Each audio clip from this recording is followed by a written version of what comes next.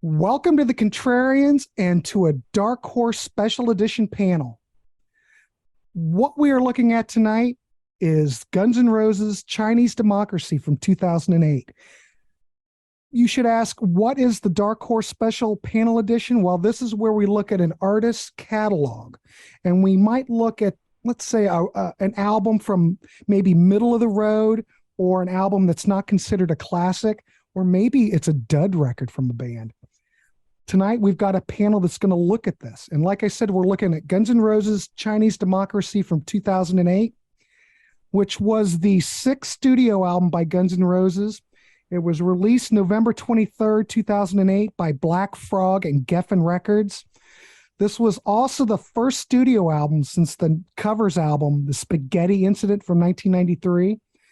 And it was actually the first album of original studio material since Your Illusion 1 and 2 in 1991. It was also a record that they produced without Mike Klink, which was kind of a first. But this album was plagued with, it took forever for this record to come out. Prolonged recording process. They had personal and legal problems. They had label interference. And of course, you know, Axl Rose was a perfectionist. This album only had one single, which was the title track, and that was released October 22nd, 2008. All Music Guide gave this record 4 stars. Blender gave it 3.5. Guardian gave it 3. For the most part, I think All Music probably gave it the best rating, but it's kind of all over the place. Lowest I've seen was like 5.8, but then, it, like I said, MSN gives it a B+. I don't know what MSN Music knows, but I don't know. Rolling Stone gave it 4 stars. So what we do, we're going to look at this record, and we're going to go around the panel, and each one's going to rate the record out of 10. So I'm going to keep track of what we rate it, and then I'm going to bring the data together, and then we're going to share the findings. So we'll see if this is a clunker or not. I don't know. So we'll find out. So first of all, I just want to say, if you like these discussions and you're interested in participating, we have a Patreon link below. And if you want to join these conversations like these gentlemen did, feel free to join and you can be on the show. If you would like to donate to the channel without subscribing, we have a Ko-fi link below. You can do that. And if you like a sweatshirt or a t-shirt, we've got a TeePublic link below, so you can go there too and get a t-shirt. I'm tired. So the spiel is out of the way. All the housekeeping's good. Let's start with our panel. And I think I'm just going to go, I don't know what I want to do. Let's just go in order who appeared. So we're going to start out with David, then go to Davy, and then Butch. How's that sound? So like I said, rate your record out of 10. Tell me if you like it, if you dislike it. You know, hopefully we'll have enough time at the end that we can have a general discussion. So David, I'm handing it over to you. Okay, so just my rating at this point, we'll come back and kind of dive in a little bit, or I give don't it a little care. color. You can talk about it first. All right. Yeah, I think I kind of like I like the idea that you'll talk about it, and I'm kind of just waiting to hear what your rating is. Yeah, all right. Great. All right. So for me, you know, I got this record when it came out, and you know, I listened to it, and then it's sort of been shelved for a while. It's not something I've gone to frequently, almost never. So preparing for this, revisiting it was interesting.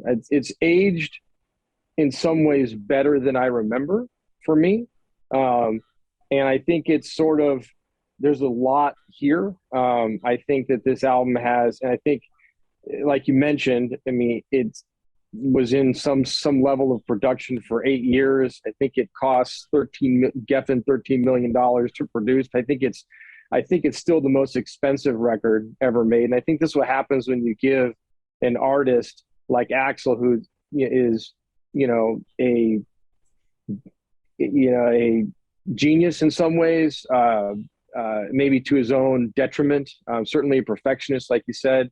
You give him a a lot of runway and a blank check, and this is what happens. I think without a strong collaborator with it, like Slash, and to kind of push and pull a little bit, without Mike Klink, without a producer really of any kind, you don't have, I think this album suffers from those things. I think there's some really good material here, but I think, one more instrument or one more layer of guitar or one more level and one more track of vocal track doesn't necessarily mean it's better. I think at some point it becomes messy, maybe. I think there's too much going on a lot of times. I don't mind a lot going on. It doesn't have to be 4 tracks, but I think sometimes this album suffers from, there's just a lot going on. I think it's, sometimes an artist needs to be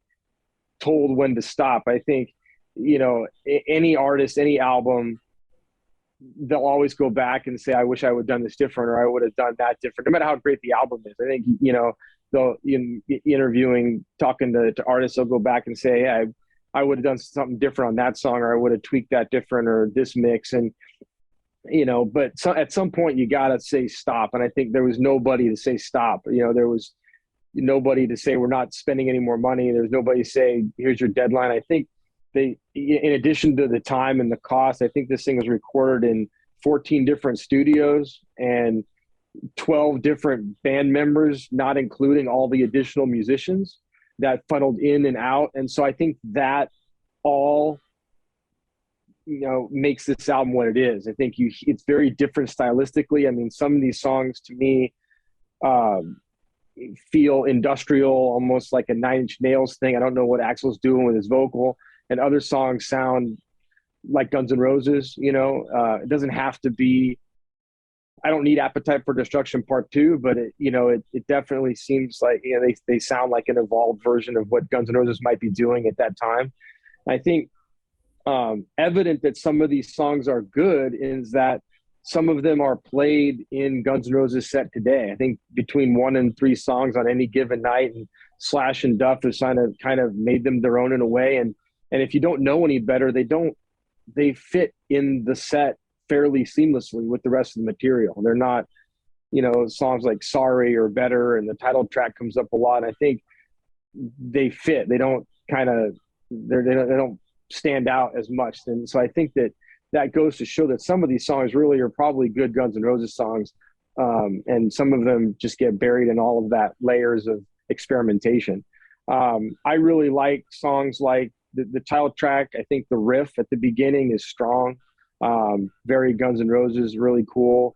I like If the World. I don't know if it's a very popular song. I think it's different than a lot of Guns N' Roses songs, but I have always kind of liked that melody and that vibe of that song. I think Sorry is a good song, and that's one of the ones I mentioned comes up in the live set. Flip side, there's a handful of songs I think are duds for me that stylistically don't appeal to me, that, as I mentioned, maybe are a little bit too industrial, either sonically or vocally.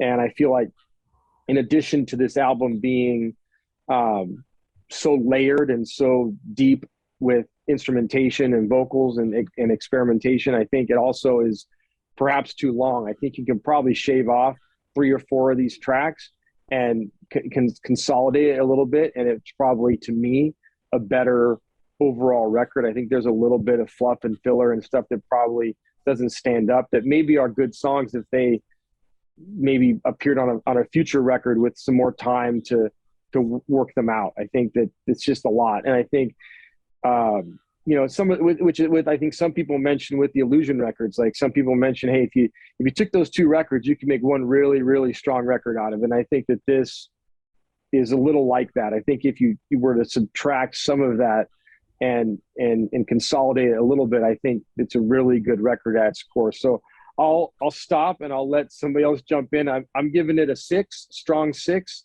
I think it's middle of the road. I don't think it's great. I don't think it's trash. I think it's a strong 6, and for me.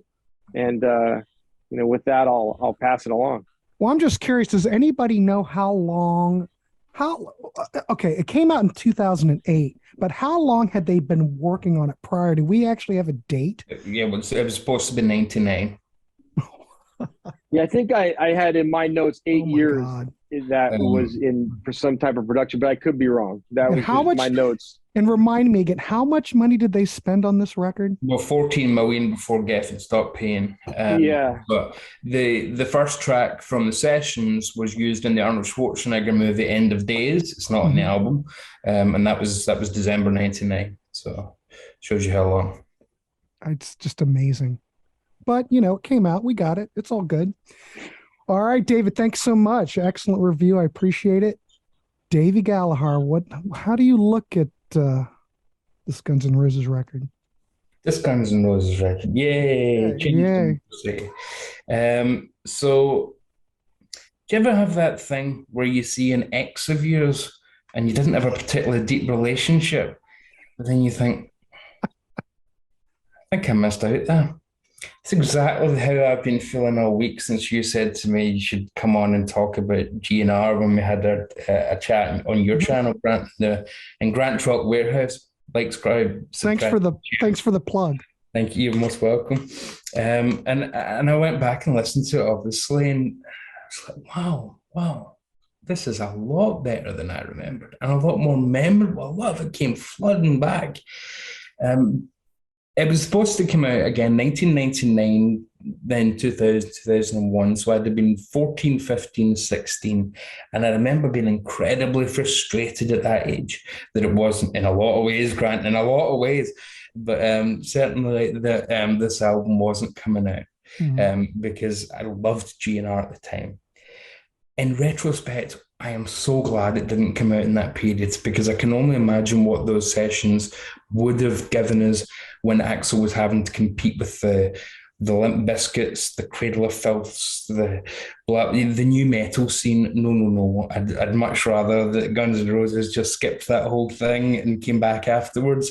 So they kind of did almost by accident, just through Axl's perfectionism. So I love that this didn't get bogged down with that. You can hear lots of bootlegs from this album because it was leaked. It was looking like a really bad kitchen job by a cowboy plumber. But every few months there seemed to be new stuff coming out on, I was going to say Facebook, but I guess at the time it would have been MySpace and things like that. Yeah, probably. Famously, Eddie Trunk played tracks from it, which were bootlegs, and he was given a cease and desist. And then it just landed in 2008. So if that 14-year-old me was waiting, if it then I'm a 23-year-old working in a record store and it kind of came and went for me, I'd kind of moved past Guns N' Roses and it just felt, it finally came out, did it? It was almost the butt of jokes rather than something to review. And it's funny, even reading reviews, which I don't normally do when we're doing these kind of videos, but I wanted to see what the mood was in 2008. And it very much was that. It very much was, let's just talk about the money spent and let's talk about the excess and let's talk about the time that it's taken, and very little of it is discourse about the actual music. Very little of it from some quite major outlets. So let's rectify that because this is a major outlet. So yeah, let's rectify that. I'm going to just go through it. Chinese Democracy, title track, very cool. Starts out with ambient Mandarin, brilliant. Some dirty as hell basic riffs just to wake you up. It sounds like Tom Morello really pissed off. It's very angry. You've got Robert Fink. You've got who was in Nine Inch Nails. You've got Buckethead. You've got Bumblefoot. All just on top of each other. So although you've got far too much guitar in some places, they're all very distinctive players. And when you listen with headphones, it's still very distinctive. It doesn't sound like a mess of guitar. It doesn't sound like, oh, what's all this? It's just getting on top of each other. Some are playing melody, some are playing counter melody, some are riffing underneath. So it's all very distinct. It's quite remarkably well produced for an album that could be far too overproduced. Shackler's Revenge, oh, that's industrial as hell. That was one of the first tracks that did come out. It was in one of the Guitar Hero video games. And that it adds some Prodigy, like rave rock parts. or left field, something like that. It had some great texture to it. It's really cool. And it also has a very sludge rock feel, which contrasts very well with when it starts to pick up, because it starts very low tempo and then just don't ever try to tell you. It's like just boom, just straight into it, and it just hits into this Guns N' Roses tempo after this kind of sludge rock industrial feel, which is so fun to just go boom. Better has always been kind of the fan favorite from the album. And it's a kind of more industrial cousin to something like Don't Cry. Axl's voice is just insane on it, from the screams to the falsetto. The younger me would have been all over it. It starts with a very different voice for him. One great thing about this album is Axl's using his voice in completely different ways. He doesn't just do the scream. He's not just doing the actual Rose voice. So, he's in this, it starts with him doing this really kind of high falsetto going, no one ever told me when I was alone. It's really, really nice. It's a great track. And it just builds and builds and into a lovely crescendo. Street of Dreams, it's very like The Garden from Usual Illusion Volume 1. It's got a lovely piano-led intro. So it's easy to compare it to that kind of thing, or even November Rain, although I think it's better than something that's overblown like November Rain, which I always thought was massively overrated. Axl's again doing this bizarre thing with his voice, which I love, where it doesn't even sound like him at the start. It sounds like he's got a guest singer in, but then he sings and changes his voice mid-sentence, and you go, "How's Axl?" He's going like, all the love in the world couldn't save you. And you're like, who's this? Is he got in some crooner? He's like Elvis. Yeah, he's got this crooner voice. And then he goes, I tried to. And it's like, oh my goodness, Axl. It's Axl. How's he doing this? So I'm very excited to hear how Axl is using his voice as an instrument rather than those early albums. Yeah, I love Axl, but it does feel the need to do the Axl scream. It's a bit like we've said on other shows, Grant, about Bono, where in U2's early albums, if he can hit a note, he always felt the need to do so. It's like you don't always need to just because you can. If the World has flamenco guitar, courtesy of Bumblefoot, which is such a bizarre thing to hear. Very Middle Eastern feel at the start, but then there's dubstep coming in, there's some trip hop beats, jazz, there's piano, there's orchestra. It's the kitchen sink of a track. But I really enjoy it as a kind of as a here's something else we can do in our oeuvre that you weren't expecting kind of track. There was a time they obviously didn't consider how that would be abbreviated. There was a time. Do the acronym in your head there. It's a heavily layered, melody-driven kind of orchestral track. It's got Mellotron on it. So who doesn't like Mellotron, for Christ's sake? Exactly, that's it. This must automatically be one of the best prog albums ever made then. Maybe. There's good violins again, choirs, synths. It's got a very cinematic feel. And Axl's full throaty yelp has never sounded better on it. And it almost sounds like a James Bond track. It almost has that kind of feel to it. And I know Axl said that's what he was going for, kind of James Bond parody. And you can hear that, but it works as its own thing as well. And again, this is one of the examples where you can hear, there's 3 lead guitars here, but one's doing melody, one's doing counter melody, and one's doing the riff. And they're all very distinctive when you're listening with headphones. It's really well mixed and really well produced. And another very unique solo to take us home. It's all very different. And Axl quoted this as an example. There was a time of why he could never have done this with the original lineup. They just wouldn't have been able to. They were much more of a blues-based boogie band, essentially, and could never have done something that's intricate. Fair comment, really, when you hear what Slash was doing at the time with after Slash's Snake Pits of Velvet Revolver and the like. They could never have done. There was a time. Catcher in the Rye, lovely tribute to John Lennon, but it's an indictment on J.D. Salinger's Catcher in the Rye. The chorus is very Elton John, very Queen, Brian May even played on an early version of it. But it's an indictment of hero worship and the idea of the lonely outsider.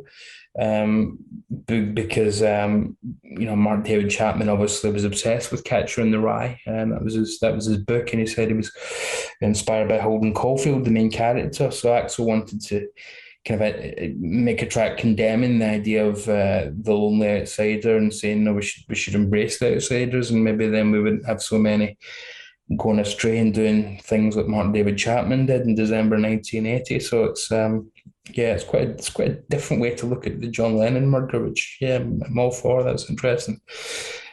Scraped starts with a bizarre a cappella intro, turns into a real industrial soundscape. Axl's voice is processed a little bit too much. It's the one track where I think, no, this is a little bit too much Pro Tools for me. It aims for Soundgarden level. It hits more Audio Slave, which, that's great too, but it's just not quite Soundgarden. But still, Axl's voice is all over the place, and there's some terrific Buckethead playing here. He's very much at home. Riyadh and the Bedouins. It's a bit of a lyrical, facile take on being an anti-Bush track. This was released again, or in fact, so late in the game that Bush was very nearly out of office, but Obama was about to take over. But regardless, it's an anti-Iraq track. Musically, it's very cool. It's got a pulsating riff, and that is one that you could hear the old GNR lineup from the early albums doing. Sorry has some very Kim Thayil, Soundgarden verse parts, some very Soundgarden sounding guitar and little stings. It's super heavy, even though it's a power ballad. When he's singing, I'm sorry for you, I'm not sorry for me. It's very vitriolic. It was read as being a comment on ex-Guns N' Roses band members, and Axl says, no, it's just about whoever doubts you. So I'm perfectly happy to believe him, because he's never had any problem telling the truth if he does have an opinion about the other members. Sebastian Bach is credited on backing vocals. If anybody out there can hear Sebastian, please let me know where, because I can't hear him. I hope he get paid, but I can't hear him in that mix at all. Some terrific drums there from Brain as well, absolutely fantastic. IRS trip hop intro sounds straight out of like Tricky or Massive Attack. Again, so you're hearing these influences from when the album was conceived from the 90s, even though we're well into the 2000s. But I'm so fine with that, because what was happening with rock in the early 2000s was so hit and miss that, at least I'm hearing some stuff from influences that I really love. Crunching guitars. It's a bitter breakup song, even though it's called IRS, about being sued by your exes. Some of the quieter parts have very bluesy licks, which I really like to hear. And then goes into classic heavy riffs from GNR. Fascinating arrangement, and then a terrific Axl scream at the end, just old school scream. Madagascar starts off with another very trip hop beat. Sounds a bit like Extreme Ways by Moby, which is the theme tune to the Bourne Identity, if people don't know the name. It's got a terrific sound collage of film samples mixed with Martin Luther King speeches. And that's why Martin Luther King is actually credited as a co-writer on Madagascar, because his estate would only allow them to use the samples if he agreed to have him as a co-writer. So Axl co-wrote this with Martin Luther King, but it's using sections of movies like Mississippi Burning, Casualties of War, Cool Hand Luke, Braveheart, and Seven, to create again this kind of tapestry of different ideas that come from the sentiments of Martin Luther King, of Dr. King. The music's a little bit, you've called it Madagascar, and the music's very very Middle Eastern, so it's very tempting to just say it's a little bit Kashmir, isn't it? Even though Madagascar is in Africa, it's got world music beats all over it. But it's a very hopeful track. The lyrics are one of the more hopeful of the album. So I really enjoy it. This I love. Axl called it the heaviest thing he's ever written, and that was in the pre-publicity. And I remember hearing people at the time even saying, "What's he talking about? It's just a beautiful piano ballad." He means emotionally heavy. I think people are very tempted to think heavy must mean 300 guitars and loads of distortion, but it's an emotionally devastating track. A very bluesy guitar solo. Once more, I'd love to hear more of this kind of thing from Axl, even though it's the oldest track in the album, because he wrote it way back for whatever the follow-up was going to be to Use Your Illusion. He wrote it in the early 90s. That's how long this track goes back. So even then it was 16 years old. It would be a terrific direction for his more balladeer tendencies, which, we know he loves Freddie, we know he loves Elton and things. So yeah, it's fantastic. And then our last track, Prostitute, it's got the symphonic elements that come back, and Buckethead does some, again, bluesy guitar. There's so much blues on this record that's fantastic to hear that I don't think you got some blues rock with Guns N' Roses, but there's pure blues in a lot of places. I really like hearing it, even though the track itself isn't blues, the individual licks are. And interestingly, it's Nicolas Cage's favorite Guns N' Roses song, so it must be the best. Yeah. Hell, I thought maybe Nick Cage was on here too. It might be. I've not had a chance to finish the liner notes yet. There's only 900 pages of them to give everybody credit. But yeah, I mean, it goes from a conventional tenor over a ticking kind of shuffle to 5 lead guitars on this, 5 on this, and then this lightning and an industrial hill to finish it off. It's 71 minutes long. It's indulgent. It's too much. But what it also is an album, a coherent album that all makes sense from start to finish. And I don't think an album that took nearly a decade plus to make has any right to sound this good, or to sound this definitive, or indeed to sound this coherent. It all sounds like of a piece with each other. And frankly, as a Neil Young fan, knowing how he was treated by David Geffen in the 1980s, I'm very happy that Axl took David Geffen to the cleaners, because I can't stand David Geffen. He is I will temper my language on this channel, but we'll cover maybe another time on your channel, Grant, my true feelings. Put it this way, on the Mike Love spectrum, he's there. Okay, that's all I need to hear. I understand that 100%. David Geffen being taken for a ride. Thank you very much. That will do. And the album still sold massively, because people, still have that massive nostalgia. And Geffen did kind of screw around with the band as well, releasing a greatest hits compilation that Axl begged them not to, saying, don't turn us into nostalgia act while we're still trying to make an album. And that album sold 10 million copies, so Axl wasn't inclined to help be any faster. So I'm perfectly team Axl on this. I think it's a brilliant little record that deserves reappraisal. I don't think it's one that you can pick too many individual tracks from. It's not that kind of album. It's a 71-minute opus that I'm perfectly happy exists. I think it's actually probably my second favorite Guns N' Roses album. Behind only the debut. And again, it's so different to that it's almost impossible to say definitively I will compare the two.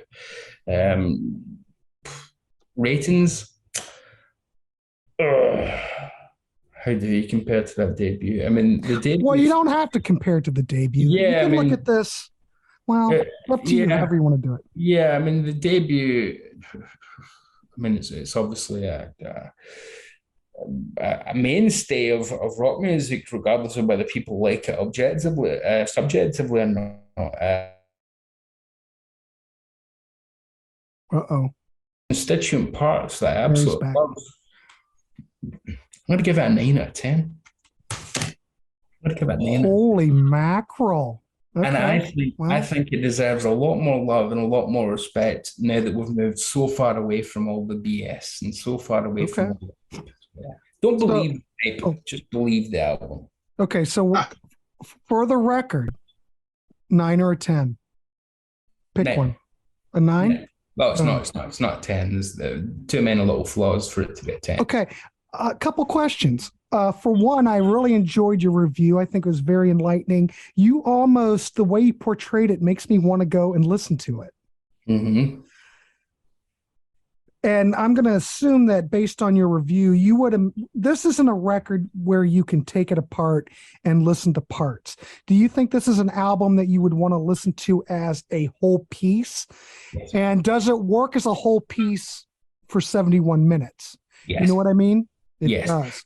But if you don't have the time, I mean, there's nothing worse than when people don't have an hour to listen to an album and then stick an album on anyway.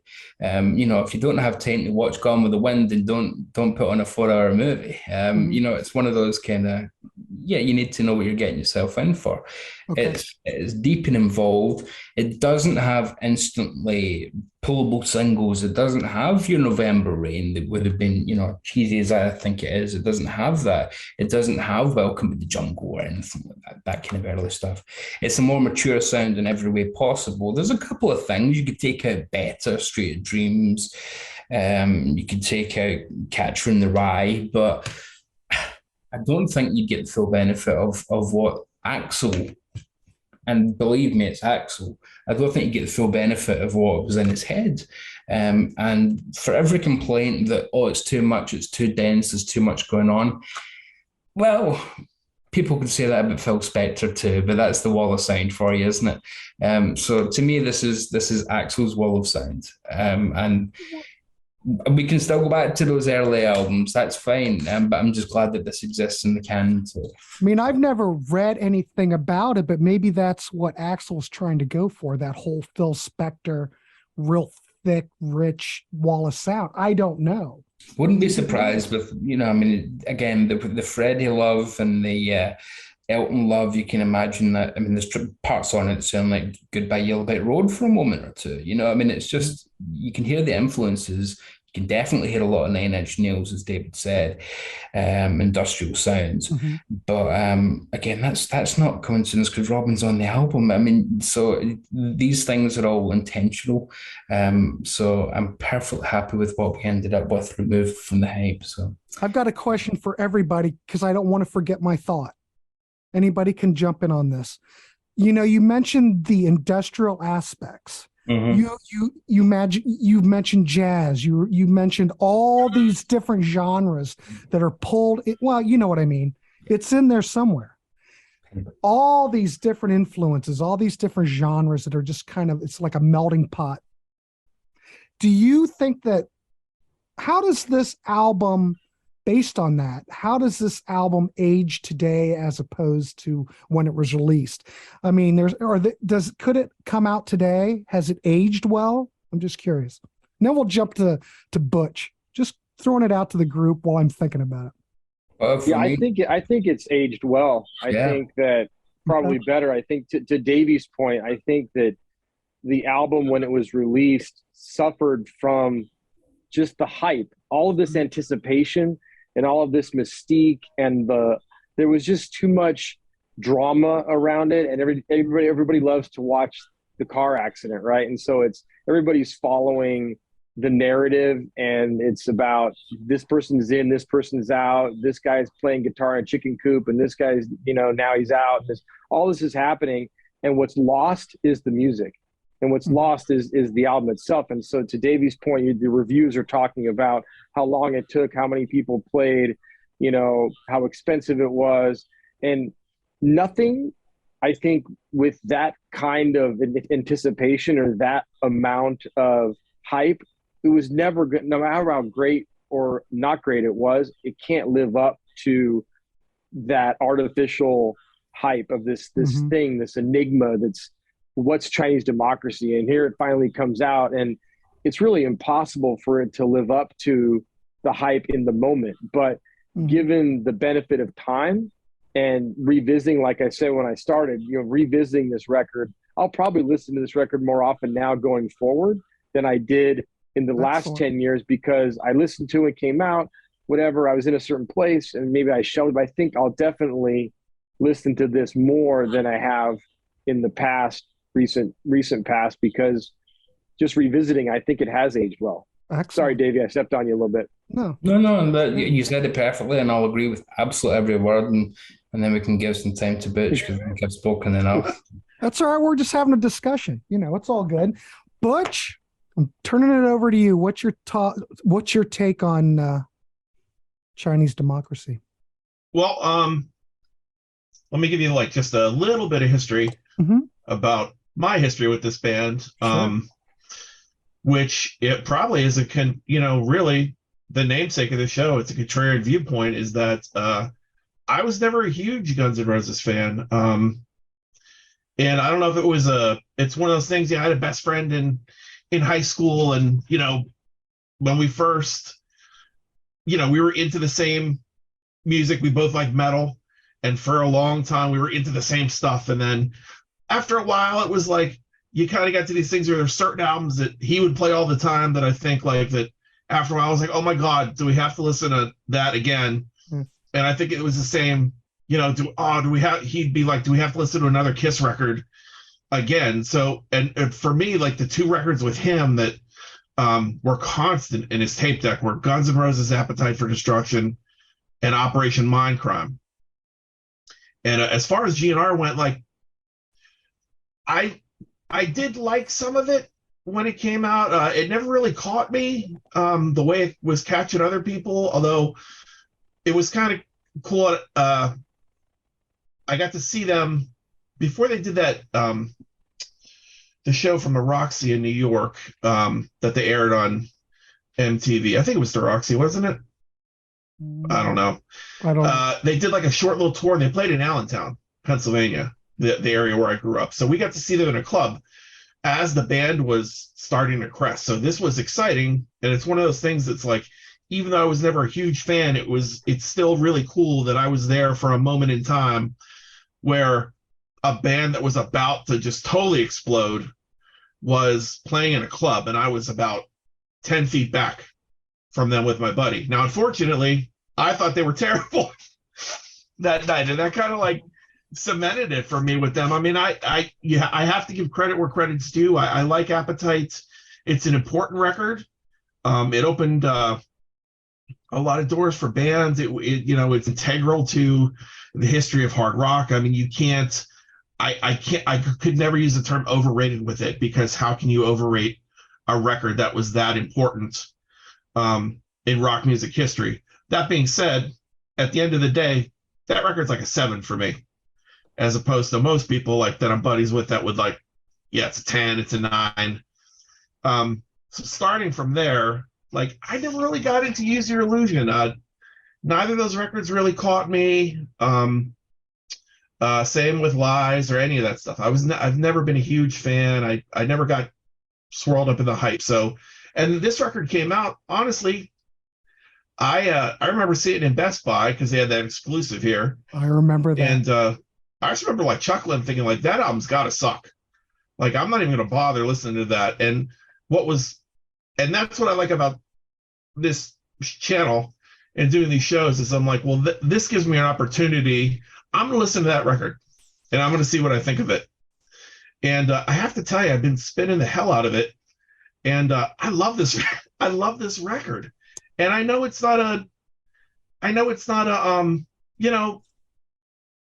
it's not really a Guns N' Roses record. It's GNR in name only. It's like an Axl Rose solo thing. But I mean, it's awesome as far as I'm concerned. I mean, I'm not going to go through every song because I think David and Davy nailed a lot of the stuff that I would want to say. I just want to point out a few of these songs though that like, of all the songs, like I really couldn't name you one that I thought was like a real duffer. I'm not real big on Shackler's Revenge. I'm just okay on. And there's another one I wrote. Oh, IRS. I wrote that it was okay, but I like the orchestra on that and some of the Spanish guitar flourishes going on. But some of these songs, like, let me see. I love Street of Dreams. It's like, to me, it's like that Axl Rose classic rock epic that he's always trying to make, except he did it without it being overly long. Like it didn't have to be like November Rain long. It like packs all of that into like 6 minutes, and it's not overly pompous. Like I really like how he did it with that song. I love Catcher in the Rye. Like it starts with there's kind of like a Southern rock vibe in it at the beginning. It sounds kind of like you can kind of hear where the original GNR band might have been able to do something like that.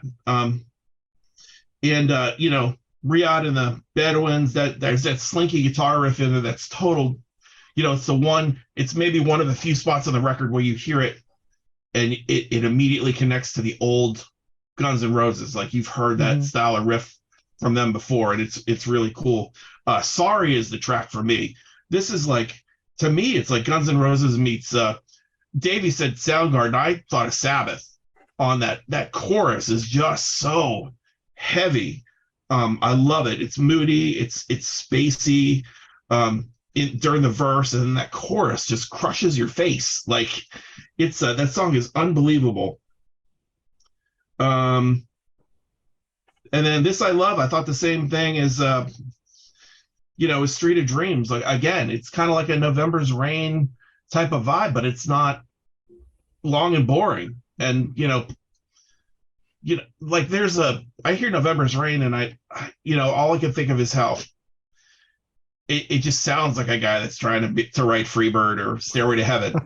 These songs pack the punch that song I think lacks. Now, you know, comments are probably going to slay me for that, but that's just how I feel about it after hearing it.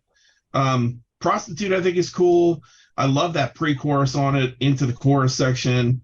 And I have to say, like, so my overall thoughts on this, like I think the writing is solid. The vocals are great. Like, and I've never really respected Axl Rose as a singer very much. Crap. I thought he had an okay voice, but he was good at what he did. I thought he was kind of like whatever. I could never understand people that would put him on the list of like great singers. Like buddies of mine put him in the top 10. I'm like, you're out of your freaking mind. I'm like, he's not but this album, like he does things on this record that I'm like, whoa, wait a second now. Like he is amazing on this record. Now I know he had years to do it and years to work on this record, but it doesn't really sound like, it doesn't sound like a bunch of studio tricks and stuff. He just like it's incredible. Like he tries different things with his voice. He does things that I never expected to hear him do. Totally impressed. I have a totally changed opinion of him as a singer. The guitar work on the record is great. You got three guys like wailing all over the place on it. Again, to go back to the question, I don't think the record sounds dated at all. I think he very successfully took these influences, this, world music and industrial and, some modern rock and, old blues rock, and melded it all, but he didn't like put like huge chunks of it. It's not like he didn't do a track that was like overly like, oh, this is totally Nine Inch Nails. It's like there's pieces of it in there, and he did it in such a way that like it doesn't date the record. I think like you could see the different influences are cool, but it doesn't like tie it to one period in time. So I think it holds up really well. Again, of course, I just started listening to it in the last few weeks, but I like it more every time I listen to it. This is was instantly on my must-buy list.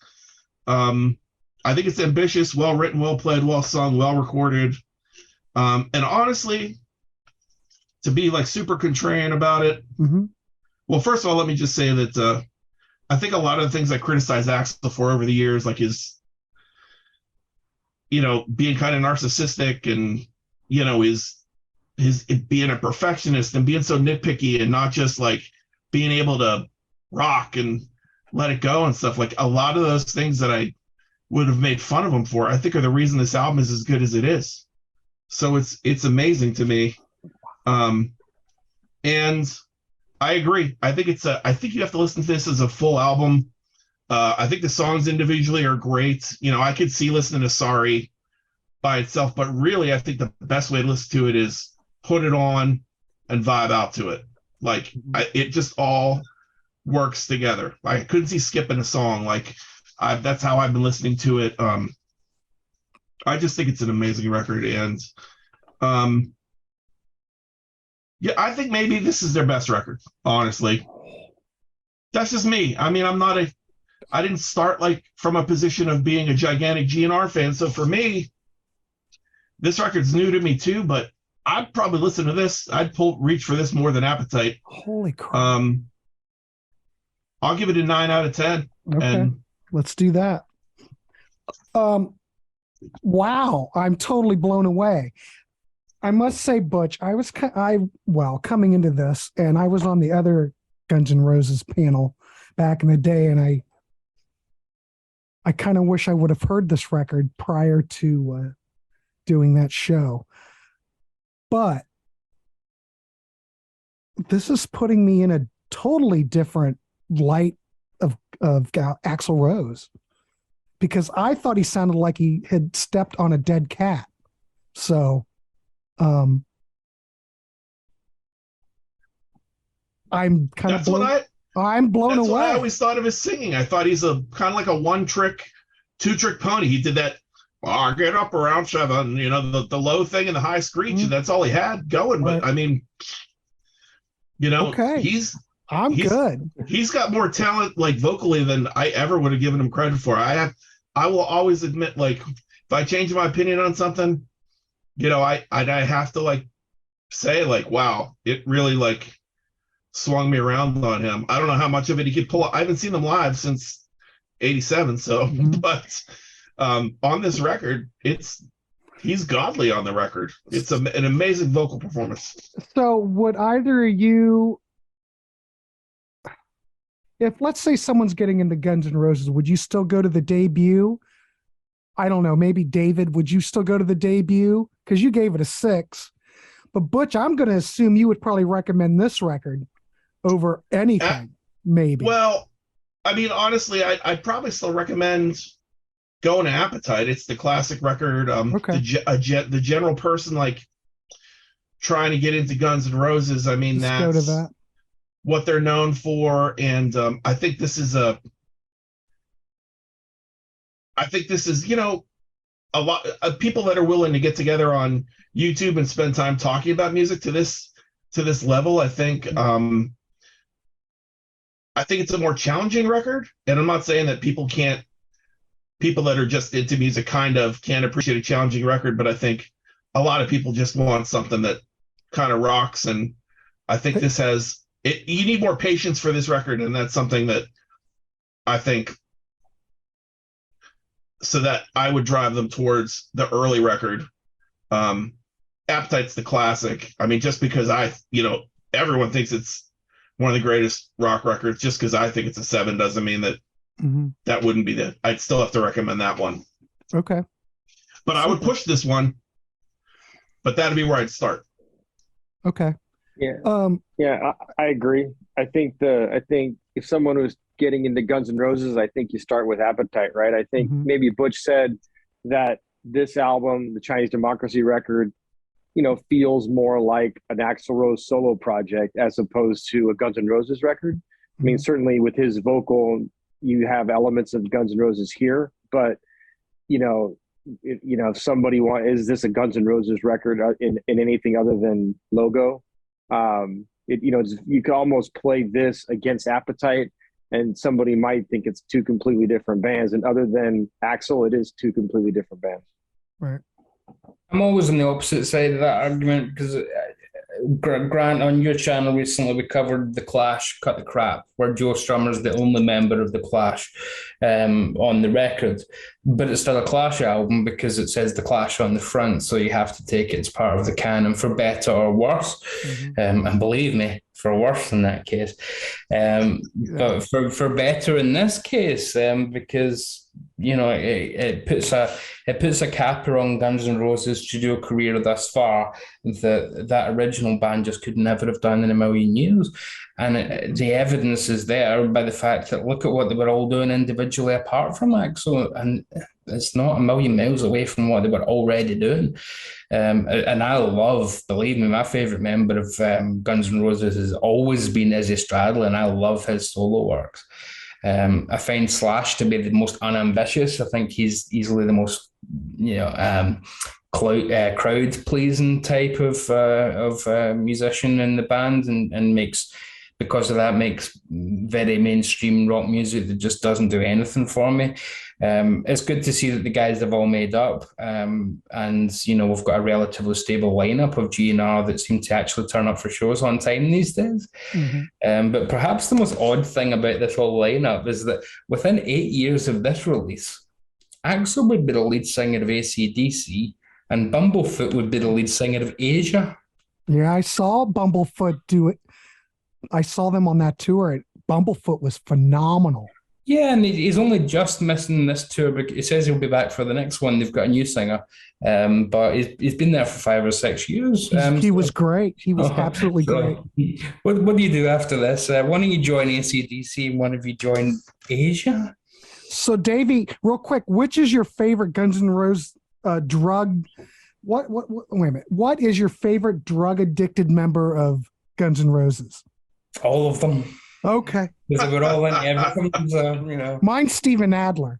Well, he addled, Stephen addled, unfortunately. But do you know, interesting though, that we're talking about all the other members. Every single one of them, apart from Tracy from the very early days, really liked this album and came out publicly and said, we're really glad for Axl. This is, Slash was really kind about it. Izzy was really kind about it. Duff, they were just lining up to just be really nice about this album.